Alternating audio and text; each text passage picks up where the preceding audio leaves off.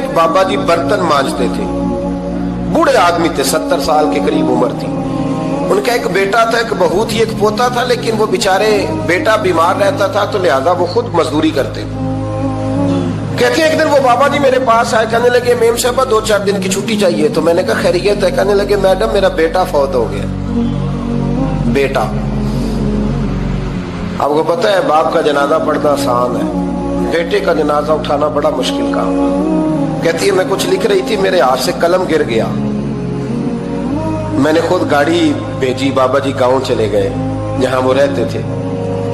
کہتی 2-3 دن کے بعد میں اور میرا شوہر گئے تو رستے میں ہم باتیں کر رہے تھے کہ کیا تعزیت کریں گے. ایک ہی بیٹا تھا، کوئی رشتہ دار بھی نہیں، تو اس کی تو کائنات اجڑ گئی، کن لفظوں سے اسے تعزیت کیا کہیں گے. کہتے جب ہم گئے تو وہ ٹوٹی ہوئی چٹائی پہ بیٹھا تھا، کچھ لوگ قریب تھے. ہم نے جا کے کہا بابا آپ مسلمان ہیں، ہم آپ کو کیا نصیحت کریں، ایک ہی بیٹا تھا، کہ کس طرح کر کے ہم آپ کو تسلی دیں. تو کہتے ہیں اس نے آنکھیں کھولی، بوڑھی آنکھوں میں ایمان کی روشنی. کہنے لگا بی بی کیا تعزیت کی بات کرتی ہو، میں نے کوئی پیسے جمع کرا کے بیٹا لیا تھا، خدا نے فضل سے دیا تھا، عدل سے لے گیا ہے. میں اپنے رب کے فیصلوں پہ بڑا راضی ہوں. اللہ اکبر. وہ خاتون کہتی ہے کہ وہ بابا جی سے میں نے کہا کہ چلو آپ 1 مہینے کی چھٹی کر لے. تو کہنے لگا نہیں میڈم میں مسلمان ہوں، مفت کی روٹی نہیں کھاتا، مزدوری کر کے کھاتا ہوں، میں انشاءاللہ 2-3 دن کے بعد کام پہ آ جاؤں گا. کہتے ہیں وہ چند دنوں کے بعد آ گیا. اللہ کی قدرت کے ابھی 2-3 ماہ گزرے تھے پھر آیا. میڈم چھٹی چاہیے کچھ دنوں کی. میں نے کہا خیریت ہے؟ کہنے لگے وہ میری بہو بھی ہارٹ اٹیک سے فوت ہو گئی. کہتے اب میں بھی تڑپ گئی اور عیسائی ہو کہ میری آنکھوں میں آنسو آ گئے. میں نے کہا گھر کا دروازہ بند ہو گیا، اب یہ بیچارہ کیا کرے گا. وہ اپنے شوہر کے غم میں ہارٹ اٹیک سے فوت ہو گئی. کہتے ہم پھر 2-3 دن کے بعد تعزیت کے لیے گئے، پھر ٹوٹی ہوئی چٹائی، بوڑھا نہ اپنی انگلیوں سے زمین پر کچھ بنا رہا. کہتی قریب گئی اور میں نے جا کے کہا بابا اب تو تسلی آپ نے خود ہی کرنی ہے، جو نظام تھا وہ تو ہو گیا. تو کہتے ہیں پھر اس نے آنکھیں کھولی، آسمان کی طرف دیکھا تو کہنے لگا بیٹی کوئی پریشانی نہیں، میرا بیٹا بغیر شادی کے بھی تو فوت ہو ہی سکتا تھا نا، بس میرے مالک نے جب چاہا جیسے چاہ ہوا. میں انشاءاللہ 2-4 دن کے بعد کام پہ آؤں گا. یہ میرا 3-4-5 سال کا پوتا ہے، ابھی اسکول داخل ہوا ہے، میں ساتھ لے آؤں گا، وہاں میرے ساتھ اوپر کوارٹر میں جہاں میں رہتا ہوں یہ بھی رہے گا. کبھی کبھی میں دیکھتی چھت پہ کھڑے ہو کے کہ دادا گھوڑا بنا ہوا ہے اور پوتا سواری کر رہا ہے. وہ سویرے اٹھتا اس کو سکول چھوڑ کے آتا، شام کو لے کے آتا، پیار کرتا، محبت کرتا.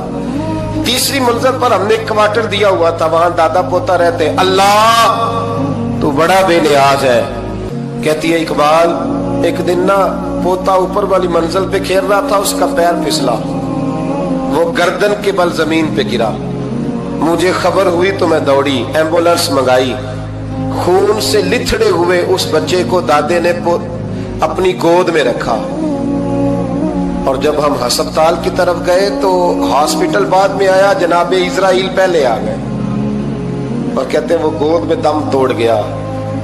پھر دادے نے اسے اپنے ہاتھوں سے غسل دیا، پھر اس نے اپنے بوڑھے ہاتھوں سے قبر کھودی اور پھر مٹی ڈال کے کہنے لگا انا للہ و انا الیہ راجعون. جے سونا ہی میرے دکھ وچ راضی، جے سونا ہی میرے دکھ وچ راضی. پھر سکھ نو چلے ڈاواں.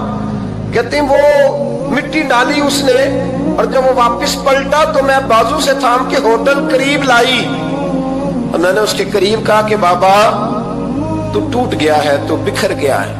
تو کہتے ہیں یوں اس نے ہاتھ رکھے اور یوں آنسو چھٹک دیے.